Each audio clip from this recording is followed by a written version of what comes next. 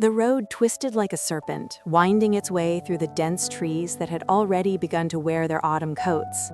I could feel the weight of the world slipping from my shoulders with every mile I drove, the tension in my neck easing as I navigated the familiar curves. The mountain house awaited me, a refuge from the chaos of life that had become increasingly overwhelming. It was my sanctuary, a place where silence reigned, and the only sounds were the whispers of the wind and the occasional rustle of wildlife. The thought of its solitude enveloped me like a warm blanket. I tightened my grip on the steering wheel, my knuckles whitening as I passed the sign that read, "Welcome to Pinewood Heights." This was it, the moment I had been yearning for. After years of teaching and raising my son, Jake, I finally had the chance to retreat into myself. My heart quickened with excitement as I imagined long walks on the trails, evenings spent with a good book, and the soothing aroma of fresh coffee filling the air. But as I drove deeper into the woods, the sense of peace I craved began to intertwine with an unsettling feeling in the pit of my stomach. I hadn't seen Jake for a few weeks, and our last conversation had left me feeling more disconnected than ever. It was as if we were speaking different languages, each of us locked in our own worlds of misunderstanding. The thought of seeing him again filled me with both anticipation and trepidation. As I approached the turnoff to the cabin, I noticed another car parked in front of it. An unfamiliar, sleek sedan that looked out of place in the rugged surroundings. My heart sank, a cold knot forming in my throat. I parked my own vehicle, the crunch of gravel beneath my tires echoing in the stillness. I stepped out, the crisp mountain air hitting me like a wave, and braced myself for the unexpected. When I opened the door to the cabin, the familiar scent of pine and old wood greeted me, but it was quickly overshadowed by the sounds of laughter and conversation. My heart raced as I stepped inside, the warmth of the space wrapping around me like a forgotten embrace. The cozy living room, with its large fireplace and worn furniture, felt foreign now, as if it had been transformed by the presence of others. "Mom," Jake's voice cut through the chatter, and I turned to see him standing there, his expression a mix of surprise and something else, perhaps guilt. He was flanked by Emily, his wife, who wore an apologetic smile, her hands clasped in front of her. But what truly took me aback was the presence of her parents, Bob and Linda, seated comfortably on the couch, their laughter ringing like chimes in the air. "Surprise," Emily chimed, but I could hear the underlying tension woven into her cheerfulness. My heart felt heavy in my chest. The world I had envisioned for myself, the solitude, the peace, was crumbling before my eyes. "Surprise?" I managed, forcing a smile that didn't quite reach my eyes. I felt the room closing in on me, the air thick with unspoken expectations. I had come to this haven seeking refuge, yet here I stood, an intruder in my own home. Jake stepped forward, his hands shoved deep into his pockets, a gesture I recognized all too well. "We figured you'd want some company," he said, his voice steady but his eyes darting to the floor, as if he too felt the weight of the moment. Company. The word echoed in my mind, bittersweet and heavy.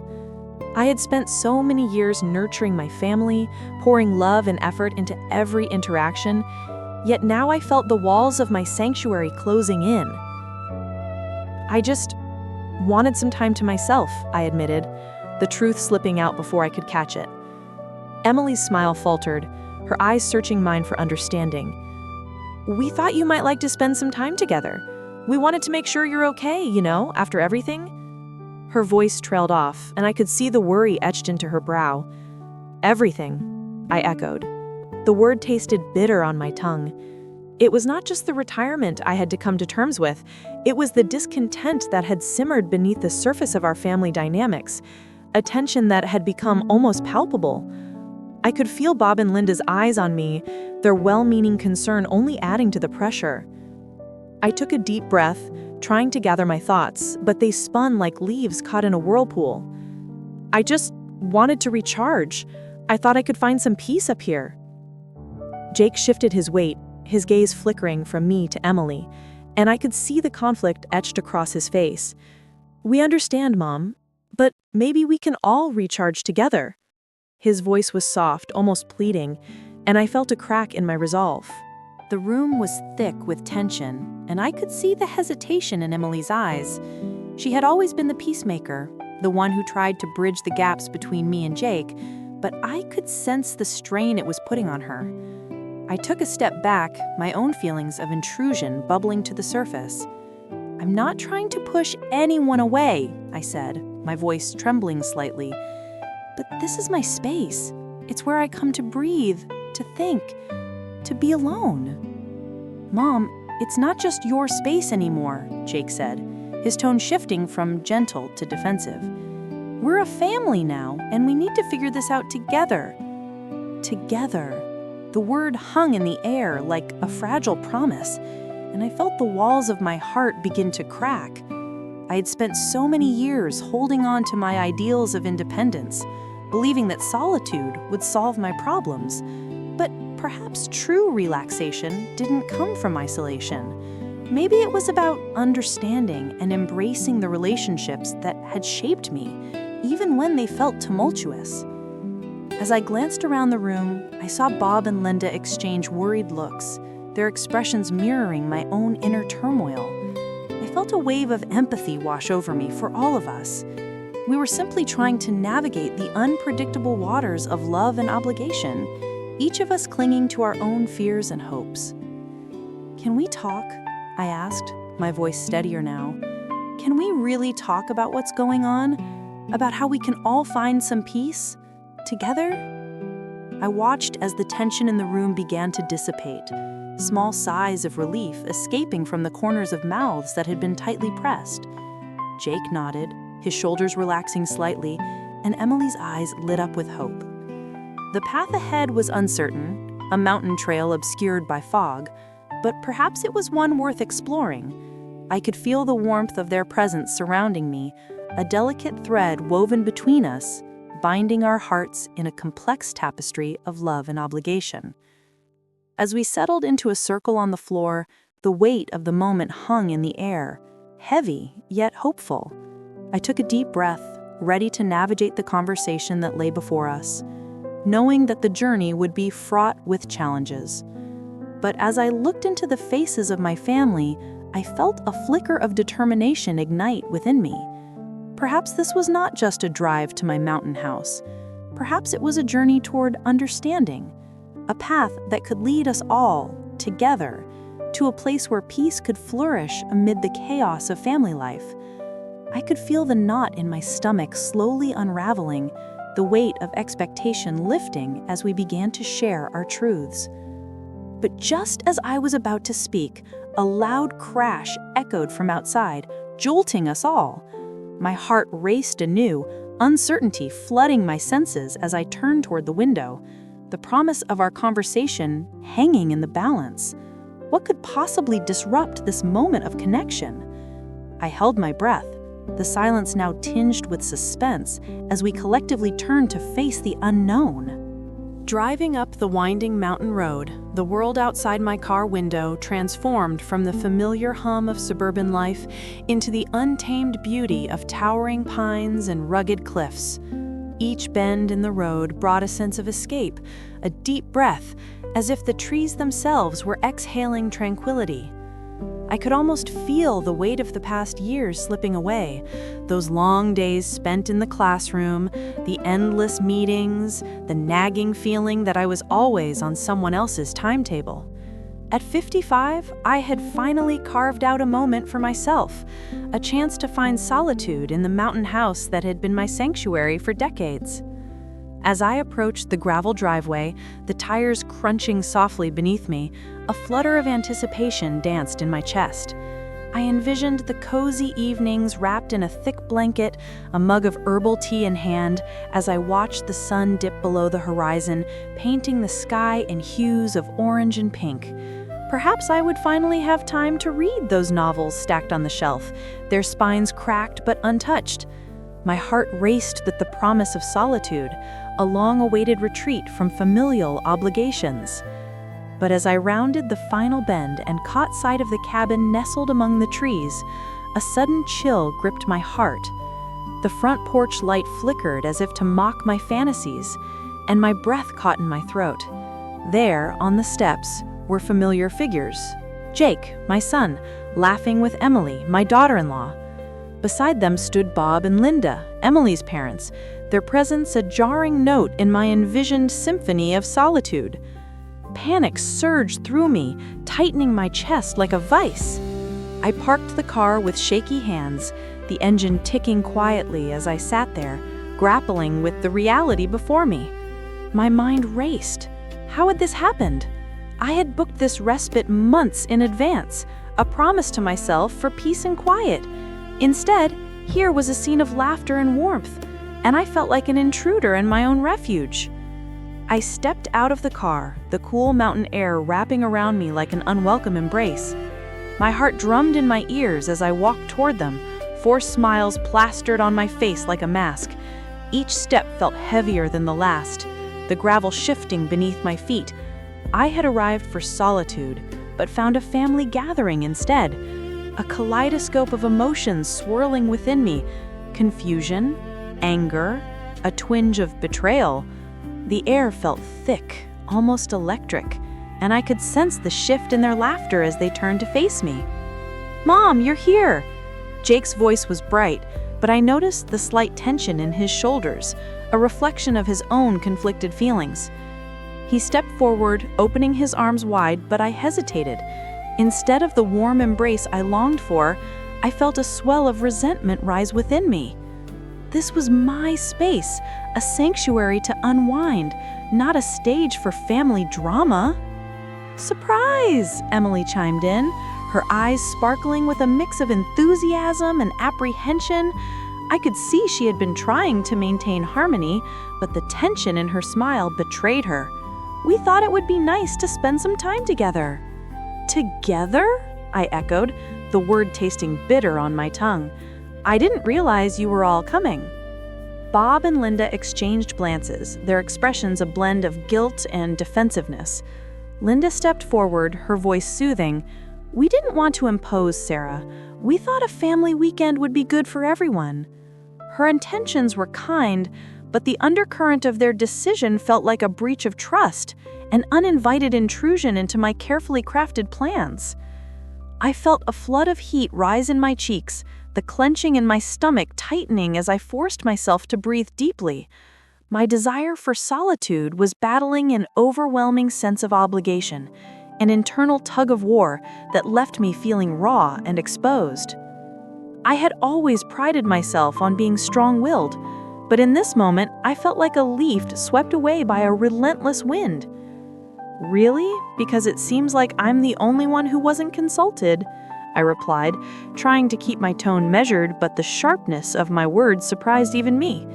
I could see Jake's face fall, the hurt in his eyes cutting deeper than I expected. Emily's expression shifted to one of concern, her nurturing instincts kicking in, while Bob and Linda stiffened, their well-meaning intentions now seeming to falter. "Mom, we just thought it would be nice," Jake said quietly, his voice almost pleading. "We wanted to help you unwind." "Help me unwind," I laughed, a hollow sound that echoed in the cool mountain air, by turning my quiet retreat into a family reunion? The words spilled out before I could catch them, and I immediately regretted the frigid tone. I could feel the weight of their gazes, the unspoken words hanging thickly in the air, and I knew I had struck a nerve. Emily stepped forward, her hands clasped in front of her, trying to mediate the brewing storm. "Sarah, we love you, and we thought—" Her voice trailed off, and I could see the conflict in her eyes, the desire for family versus the need for my personal space. "We just thought it would be nice to be together. We can adjust if you need some time alone." Adjust. The word struck me like a match against this fragile emotional landscape. Could I truly express my need for solitude without dismissing their affection? I felt like a jigsaw piece forced into a puzzle where I didn't quite fit, and yet, deep down, I knew the truth. My family was here because they cared, even if their presence felt suffocating. Let's just take a moment, I said, my voice trembling slightly. I need to process this. I turned away, my heart racing as I gazed at the majestic mountains standing sentinel around us. Their towering forms grounded me, a familiar metaphor for my own struggles. Mountains have their own way of looming. Sometimes they seem insurmountable, but they also remind us of our strength to climb. As I stood there, breathing in the crisp air, I felt the conflicting emotions roiling within me. I wanted solitude, yes, but could I also embrace the love that brought my family here? The thought of navigating this new terrain, of having an open dialogue about our needs and boundaries, felt daunting. Yet it was a necessary conversation, one that could steer us toward understanding. I turned back toward them, ready to face the truth. If true relaxation came not from isolation, but from embracing family relationships, perhaps this was my opportunity to redefine what that meant. Would it be possible to carve out space for both my needs and theirs? The answer remained suspended in the air, a delicate thread waiting to be woven into a new understanding. The drive up to the mountain house was supposed to be a moment of liberation, a chance to leave behind the noise of my everyday life and finally breathe. I had imagined myself on the porch, sipping coffee while the sun broke over the horizon, the silence of the woods wrapping around me like a soft blanket. But as I navigated the winding road, my heart began to thump a little harder in my chest, the anticipation of solitude mingling with a growing sense of dread. I pulled into the gravel driveway, the crunch of stones beneath my tires echoing in the stillness. My palms were clammy against the steering wheel, and I took a moment to inhale deeply, letting the pine-scented air fill my lungs. It was supposed to be my sanctuary, my retreat after years of teaching, of being a mother, of carrying the weight of everyone's expectations. But as I stepped out of the car, the sight that greeted me sent a jolt of confusion through my gut. There, spilling out of the front door, were my son Jake and his wife Emily, both caught in a moment of laughter. Behind them, I caught sight of her parents, Bob and Linda, their presence looming large like shadows in the late afternoon sun. My heart sank, the anticipation of serene solitude evaporating into a thick fog of confusion and irritation. I had hoped for peace, not a family reunion. "Mom," Jake called, his voice ringing with an enthusiasm that felt painfully out of place. I forced a smile, though it felt more like a grimace. "We didn't know you were coming. Come on in." He stepped toward me, arms open wide, and I hesitated, my body stiffening as he enveloped me in a hug. I could feel the warmth of his affection, but it was quickly overshadowed by the chill of my own discomfort. This was supposed to be my time. "Hi, Sarah," Emily chimed in, her warm eyes sparkling with a sincerity that made it difficult for me to feel anything but guilt. "We thought we'd surprise you. We just love this place, and your parents were so kind to lend us their time here." "Surprise," I managed, though the word felt like a stone lodged in my throat. I stepped over the threshold, the familiar scent of cedar enveloping me, yet it felt foreign now, tainted by this unexpected intrusion. My mind raced, grappling with the tension that hung thick in the air, a tangle of emotions that felt like a knotted ball of yarn, impossible to unravel. As I moved into the living room, I could feel the weight of their gazes on me, a subtle pressure that made my skin prickle. Bob and Linda were seated comfortably on the couch, their relaxed postures a stark contrast to my own rigid stance. Bob looked up, a broad smile on his face, while Linda busied herself fixing her hair as if preparing for a family portrait. I could almost hear the unspoken thoughts swirling around us. How could she be upset? Isn't family what she wanted? "Come, sit," Linda urged, patting the space beside her like an invitation to a seat in a theater. I crossed my arms tightly, feeling suddenly exposed. I had spent so long in the role of the caretaker, the nurturer, wearing my heart on my sleeve, but now I felt like a child lost in a crowded room. "Actually, I was hoping for some quiet time," I said, my voice barely more than a whisper. The words hung in the air, awkward and heavy. Jake's expression shifted, a flicker of concern crossing his features, but before he could respond, Emily interjected. I totally understand. We all need that sometimes. How about we all just settle in and relax together? We can plan some fun family activities. Her tone was upbeat, but I could hear the strain in her voice, the effort to smooth over the tension.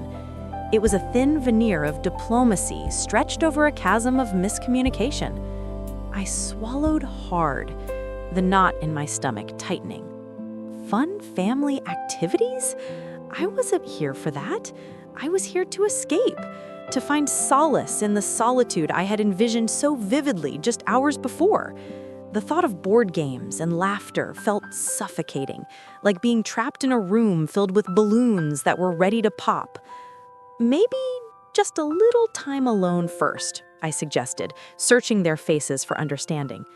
The room fell silent, and I could feel the weight of their expectations pressing down on me. Jake looked at me, his brow furrowed, and I saw the conflict swirling in his eyes. He wanted to please everyone, but I could sense he was also aware of my discomfort. "Mom, we just want to spend time together," he said softly, his voice a gentle plea. I hated the way it made me feel, as if I were the villain in this unasked-for family drama. Linda chimed in again. "We can all be together, and then if you want some time to yourself later, we'll respect that." Her tone was well-meaning, but it felt like a trap. The implication that I was being unreasonable hung in the air like a storm cloud, threatening to burst and flood the room with unspoken grievances. As I stood there, the tension palpable, I felt my breath quicken, the familiar rush of anxiety creeping in. My vision narrowed, focusing on the way Emily's hands twisted nervously in her lap, the way Jake's jaw tightened as he wrestled with the urge to intervene. I could feel the weight of their expectations pressing down on me, and I wanted to scream, to push back against the tidal wave of family obligation that threatened to drown me. Instead, I took a step back, my body instinctively seeking distance. I could feel my heart pounding in my chest, a relentless drumbeat of frustration and confusion. I just wanted some time to myself, I finally blurted, my voice trembling with unintentional vulnerability. "Is that too much to ask?" The silence that followed felt like a chasm, the distance between us growing wider as my words settled like stones in the pit of my stomach. I could see the flicker of surprise in their eyes, the realization that perhaps I wasn't just being difficult, I was struggling.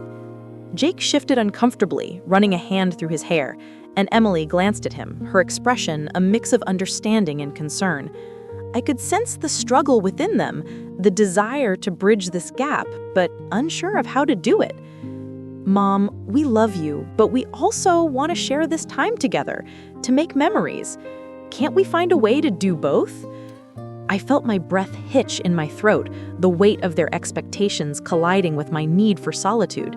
My chest tightened, the walls of the room closing in around me. I could feel tears pricking at the corners of my eyes, a wave of emotion threatening to spill over. As I stood there, caught between my desire for isolation and the pull of family, I realized this moment was more than just about me. It was a reflection of the complexities that came with love and obligation. Perhaps true relaxation didn't come from escaping into solitude, but from navigating these tangled relationships with honesty. But in that moment, I was still far from any resolution, the tension hanging in the air like an unresolved chord, waiting for the next note to break the silence. I could feel the weight of their gazes, the unspoken questions lingering just beneath the surface. And I knew I had a choice to make. Would I sink into my own fears? Or could I take a step forward into the unknown, risking vulnerability for the chance to understand? The answer hung tantalizingly out of reach, and I found myself holding my breath, waiting for the next moment to unfold. The meal began, and as we passed around dishes piled high with food, the conversations flowed like the wine that was poured liberally into our glasses. I watched as Jake and Emily exchanged glances, their silent communications revealing layers of their relationship that I had yet to understand. I felt like an outsider looking in, a ghost haunting the periphery of their lives. Each bite of food lodged in my throat like a stone, heavy and uncomfortable as I fought to swallow my own feelings of exclusion. "Bob, how's the new project going?" I asked, trying to steer the conversation away from the unspoken tension. He launched into a detailed account of his latest endeavor, animated and engaged, but I could see the way Linda's eyes darted toward Emily, as if gauging her reaction to every word. The table felt like a teetering tower of cards, each new topic threatening to unravel the fragile balance we had created. As the evening wore on, the laughter seemed forced, the smiles strained. I caught Jake's eye at one point, and in that brief moment of connection, I saw the flicker of his own discomfort mirrored back at me. I could feel the walls closing in, the suffocating weight of expectations and obligations pressing down on me. My heart raced as I realized how easily all of us had fallen into roles that no longer fit. I was still trying to be the mother he needed, while he was trying to be the son I had raised. "Bob, you should come visit us more often," Jake said, trying to bridge the chasm that had opened between us. His voice was earnest, but I could sense a hint of desperation behind his words, a plea for understanding that was both touching and painful. "I thought I was giving you space," I replied, my tone sharper than intended. "I thought you wanted to build your own life." The words hung in the air, heavy with implications. I could feel the tension shift, a palpable crackle that seemed to draw the attention of everyone around the table. "Of course we do," Emily interjected, her voice steady but tinged with urgency. "But family is important too. We all want to be close."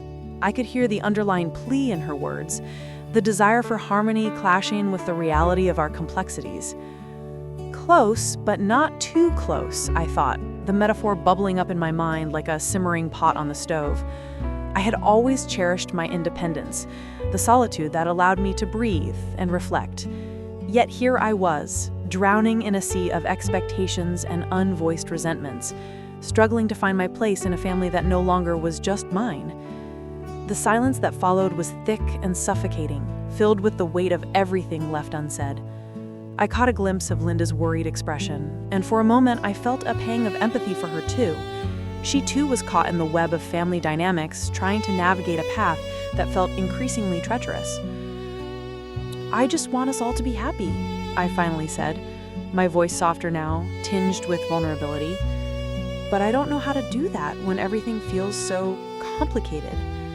The admission hung in the air, a fragile thread that could either mend the rift or unravel us completely. Jake reached for my hand, his grip warm and reassuring. "We'll figure it out, Mom. Together." As I looked around the table, I realized that perhaps true relaxation didn't come from solitude after all. It emerged from understanding and embracing the beautiful mess that was family. But I also knew that the path would be fraught with challenges, and the road ahead was still shrouded in uncertainty. As I glanced out the window, the soft glow of twilight enveloped the mountain, and I couldn't shake the feeling that this was just the beginning of a conversation that needed to happen. I felt the weight of my own expectations pressing down, a storm brewing beneath the calm surface. The night was far from over, and I sensed that the dinner table was about to become the battleground for truths we had long avoided. And somewhere within that simmering tension, I felt a flicker of hope, a glimmer that perhaps we could find our way through the complexities of love and obligation, though the journey ahead remained cloaked in shadows. As I turned off the engine of my old Subaru, the familiar crunch of gravel underfoot sent a rush of nostalgia through me.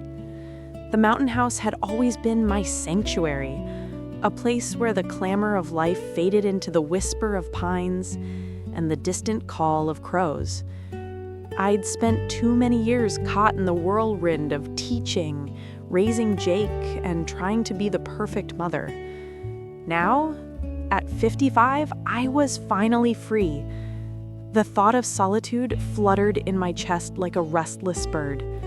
I stepped out into the crisp mountain air, my lungs filling with the scent of pine and the coolness of impending autumn. It felt good to be here, in this space that had cradled my dreams and sorrows alike. The sun was dipping behind the peaks, casting long shadows that danced upon the ground. I could already feel the weight of the world lifting, the knots in my shoulders loosening as I took a deep breath. But as I turned toward the house, a strange unease settled in my stomach.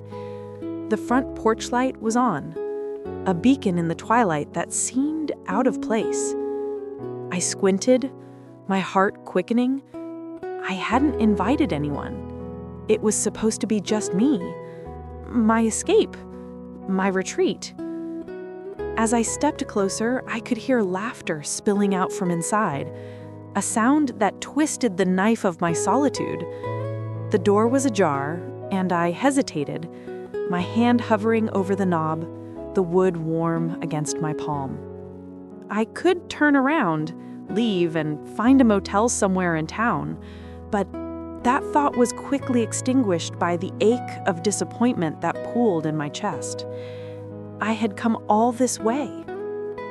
With a deep breath, I pushed the door open, the hinges creaking like an old man waking from slumber.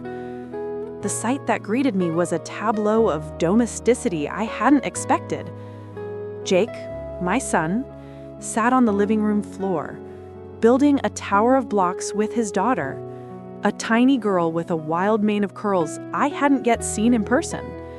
Emily was perched on the arm of the couch, her parents, Bob and Linda, flanking her like two well-meaning sentinels. "Mom!"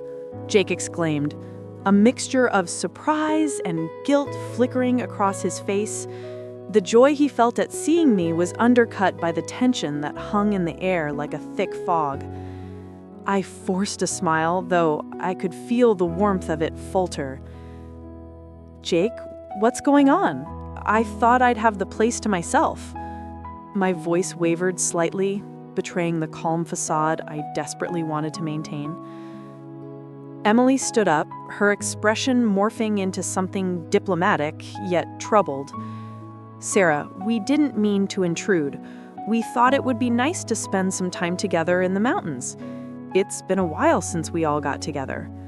She tucked a few strands of hair behind her ear, a nervous gesture that echoed my own inner turmoil. "Together," I repeated, the word tasting bitter on my tongue. "This is my retreat, my time to unwind. I didn't expect to share it." The room fell silent, the laughter that had filled it moments ago evaporating into the awkwardness that settled between us like a heavy blanket. Bob shifted in his seat, his brow furrowing, while Linda crossed her arms, her lips pressed into a thin line. Their intentions were good, but intentions were often like clouds. Fluffy and light, but capable of blocking the sun at the moment's notice. I had come here for peace, and instead found the very thing I thought I had left behind: family obligations. "Mom, we really didn't think it would be a problem. We just wanted to make some memories as a family. We thought you'd be okay with it." The air thickened with unspoken words, and I felt the walls of my sanctuary closing in around me. "You thought wrong," I said, my voice sharper than I intended. A wave of guilt washed over me as I saw Jake's expression falter, the hurt lacing his features like cracks in a porcelain vase. As I drove up the winding road to my mountain house, a sense of anticipation washed over me, mingled with a wave of tension that clenched my stomach. The pines whispered secrets as I passed, their needles brushing against one another in the gentle breeze, the scent of earth and sap filling the car. I had envisioned this moment for months, a chance to escape the clamor of my life, to wrap myself in solitude, to finally breathe.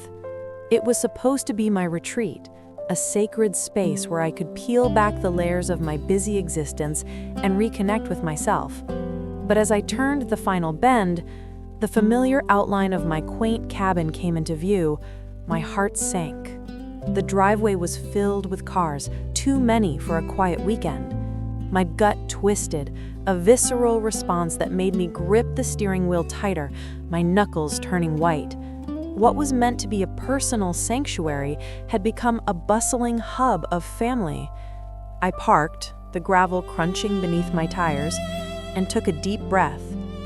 The air was crisp, but it felt thick with the weight of expectation.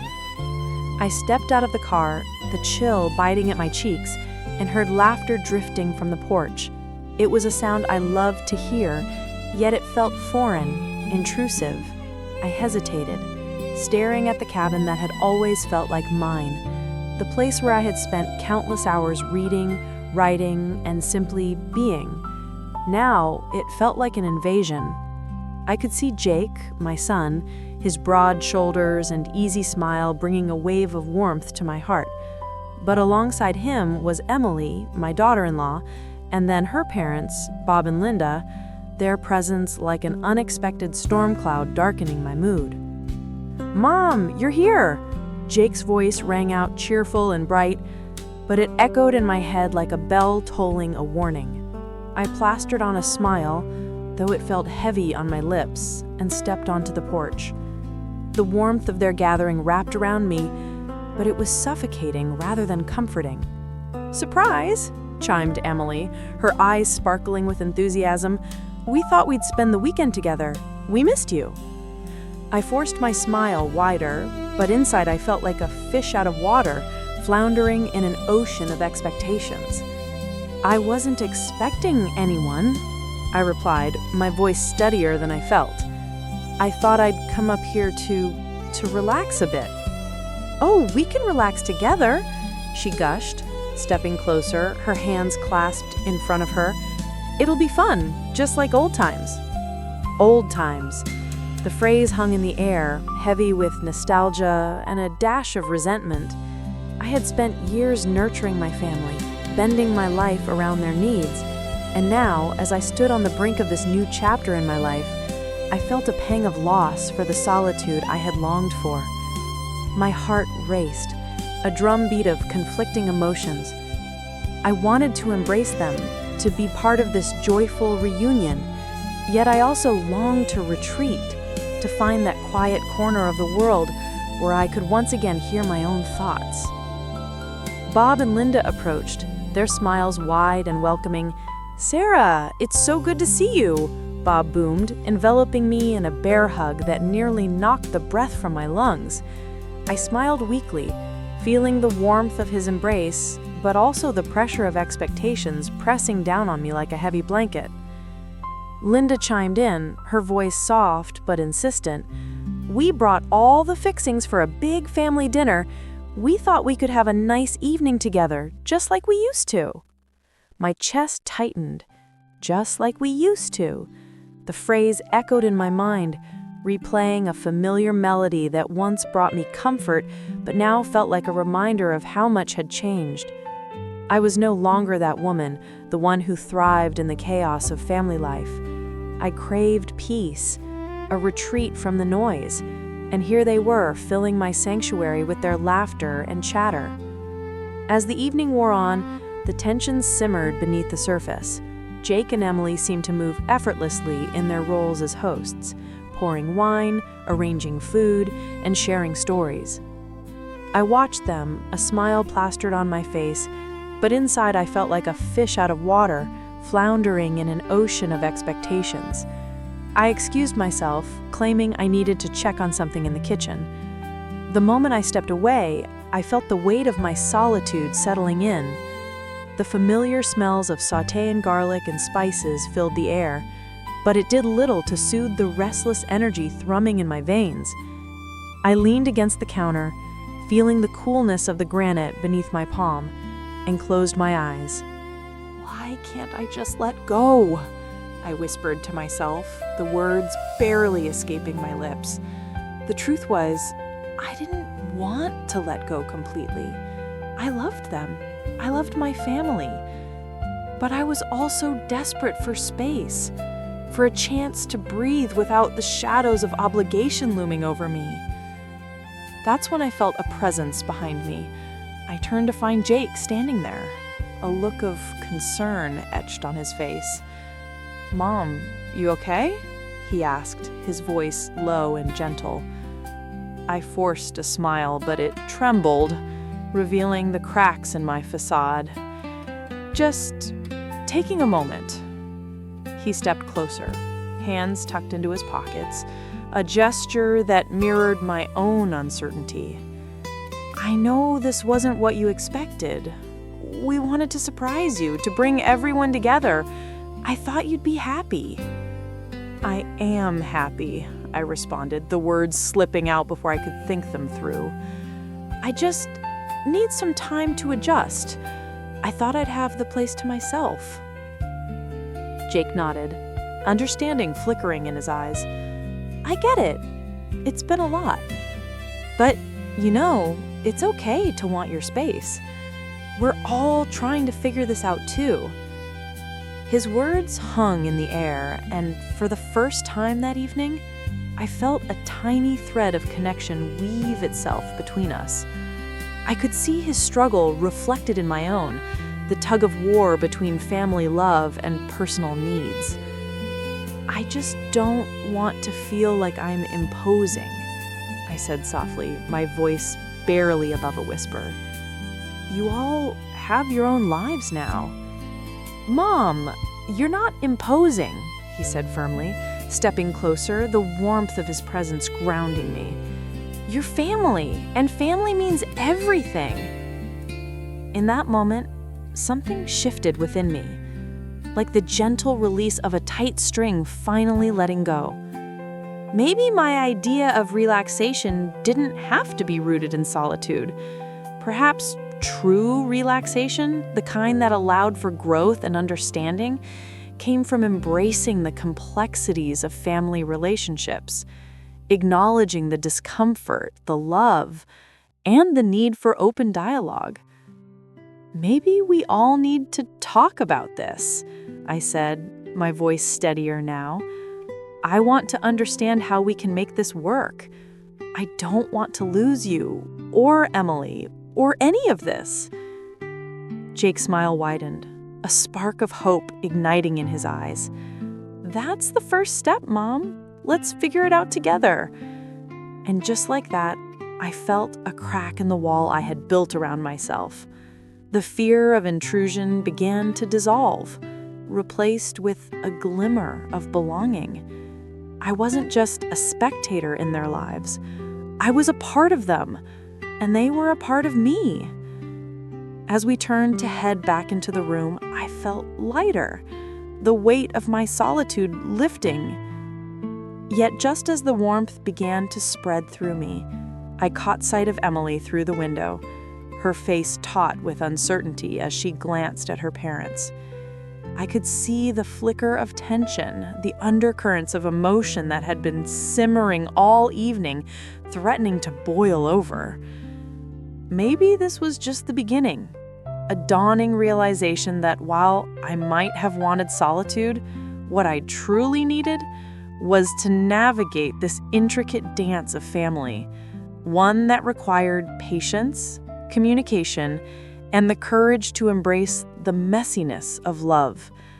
I took a deep breath, ready to step back into the fray, uncertain of what lay ahead, but willing to face it, one conversation at a time. "Why can't I just let go?" I whispered to myself, the words barely escaping my lips. The truth was, I didn't want to let go completely. I loved them. I loved my family. But I was also desperate for space, for a chance to breathe without the shadows of obligation looming over me. That's when I felt a presence behind me. I turned to find Jake standing there, a look of concern etched on his face. "Mom, you okay?" he asked, his voice low and gentle. I forced a smile, but it trembled, revealing the cracks in my facade. "Just taking a moment." He stepped closer, hands tucked into his pockets, a gesture that mirrored my own uncertainty. "I know this wasn't what you expected. We wanted to surprise you, to bring everyone together. I thought you'd be happy." "I am happy," I responded, the words slipping out before I could think them through. "I just need some time to adjust. I thought I'd have the place to myself." Jake nodded, understanding flickering in his eyes. "I get it. It's been a lot. But, it's okay to want your space. We're all trying to figure this out too." His words hung in the air, and for the first time that evening, I felt a tiny thread of connection weave itself between us. I could see his struggle reflected in my own, the tug of war between family love and personal needs. "I just don't want to feel like I'm imposing," I said softly, my voice barely above a whisper. "You all have your own lives now." "Mom, you're not imposing," he said firmly, stepping closer, the warmth of his presence grounding me. "You're family, and family means everything." In that moment, something shifted within me, like the gentle release of a tight string finally letting go. Maybe my idea of relaxation didn't have to be rooted in solitude. Perhaps true relaxation, the kind that allowed for growth and understanding, came from embracing the complexities of family relationships, acknowledging the discomfort, the love, and the need for open dialogue. "Maybe we all need to talk about this," I said, my voice steadier now. "I want to understand how we can make this work. I don't want to lose you, or Emily, or any of this." Jake's smile widened, a spark of hope igniting in his eyes. "That's the first step, Mom. Let's figure it out together." And just like that, I felt a crack in the wall I had built around myself. The fear of intrusion began to dissolve, replaced with a glimmer of belonging. I wasn't just a spectator in their lives. I was a part of them, and they were a part of me. As we turned to head back into the room, I felt lighter, the weight of my solitude lifting. Yet just as the warmth began to spread through me, I caught sight of Emily through the window, her face taut with uncertainty as she glanced at her parents. I could see the flicker of tension, the undercurrents of emotion that had been simmering all evening, threatening to boil over. Maybe this was just the beginning, a dawning realization that while I might have wanted solitude, what I truly needed was to navigate this intricate dance of family, one that required patience, communication, and the courage to embrace the messiness of love.